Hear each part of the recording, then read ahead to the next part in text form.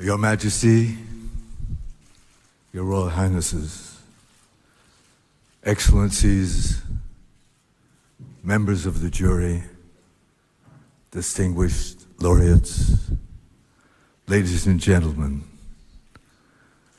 it is a great honor to stand here before you tonight. Perhaps, like the great maestro Riccardo Muti, I am not used to standing in front of an audience without an orchestra behind me, but I will do my best as a solo artist tonight. I stayed up all night last night wondering what I might say to this august assembly, and after I had eaten all the chocolate bars and peanuts in the minibar, I scribbled a few words. I don't think I have to refer to them. Obviously, I am deeply touched to be recognized by the foundation, but I've come here tonight to express another dimension of gratitude. I think I can do it in 3 or 4 minutes, and I will try. When I was packing in Los Angeles to come here, I had a sense of unease because I've always felt some ambiguity about an award for poetry. Poetry comes from a place that no one commands and no one conquers, so I feel somewhat like a charlatan to accept an award for an activity which I do not command. In other words, if I knew where the good songs came from, I'd go there more often. I was compelled in the midst of that ordeal of packing to go and open my guitar. I have a Conde guitar, which was made in Spain in the great workshop at number 7 Gravina Street. A beautiful instrument that I acquired over 40 years ago. I took it out of the case, I lifted it, it seemed to be filled with helium. It was so light. And I brought it to my face. I put my face close to the beautifully designed rosette, and I inhaled the fragrance of the living wood.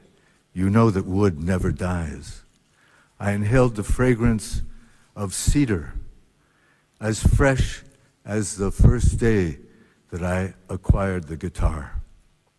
And a voice seemed to say to me, "You are an old man, and you have not said thank you.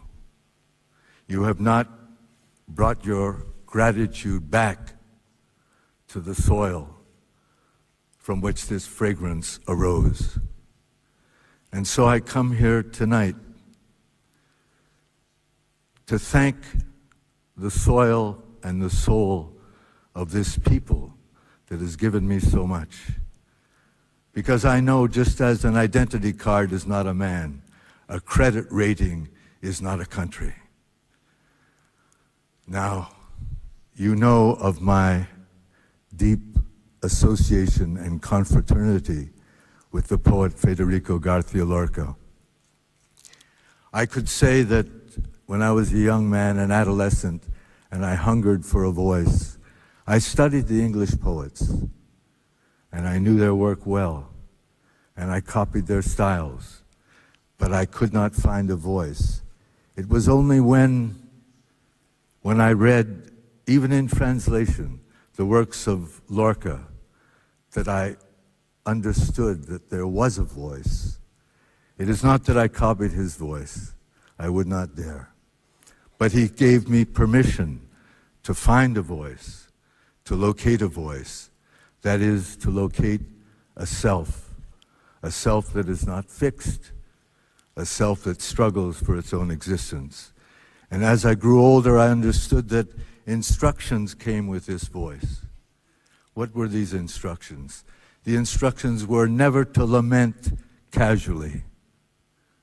And if one is to express the great inevitable defeat that awaits us all, it must be done within the strict confines of dignity and beauty.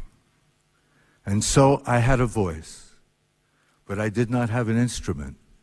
I did not have a song. And now I'm going to tell you very briefly a story of how I got my song. Because I was an indifferent guitar player.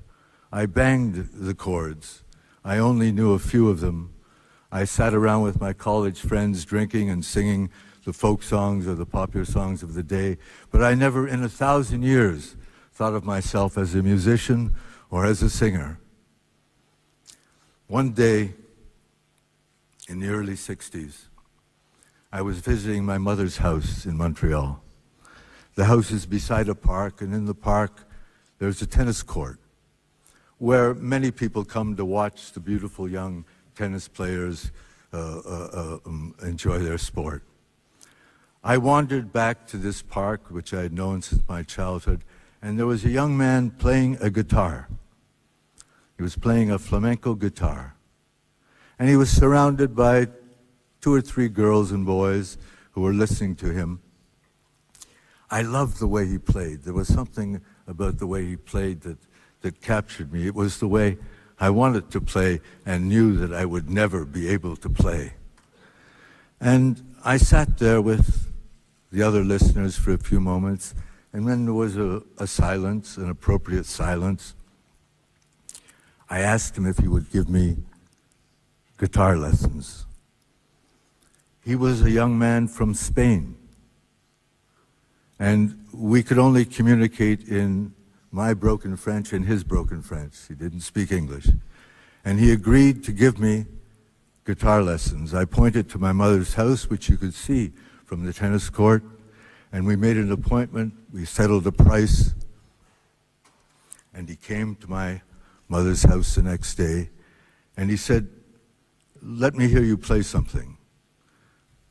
I tried to play something. He said, "You don't know how to play, do you?"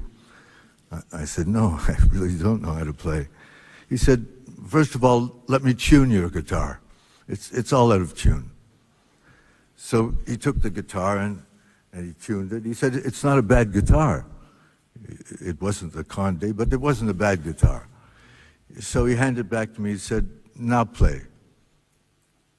Couldn't play any better. He said, "Let me show you some chords."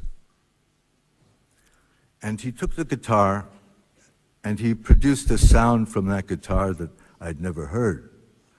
And he played a sequence of chords with a tremolo. And he said, "Now you do it."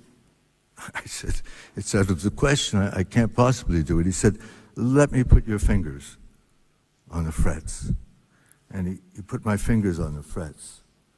And he said, now play." It was a mess. He said, "I'll come back tomorrow." He came back tomorrow. He put my hands on the guitar. He placed it on my lap in the way that was appropriate.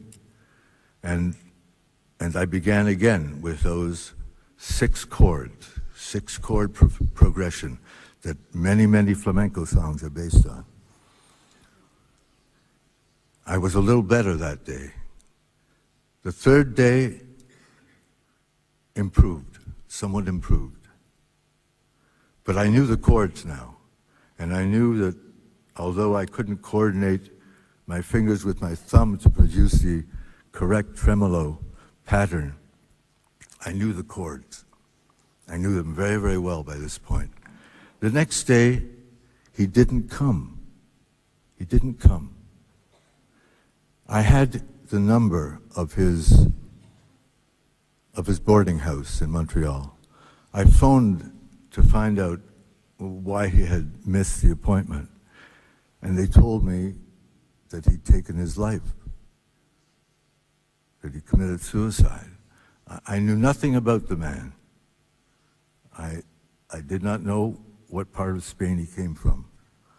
I did not know why he came to Montreal. I did not know why he stayed there. I did not know why he appeared in that tennis court. I did not know why he took his life.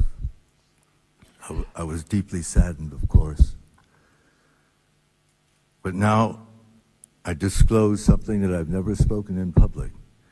It was those 6 chords.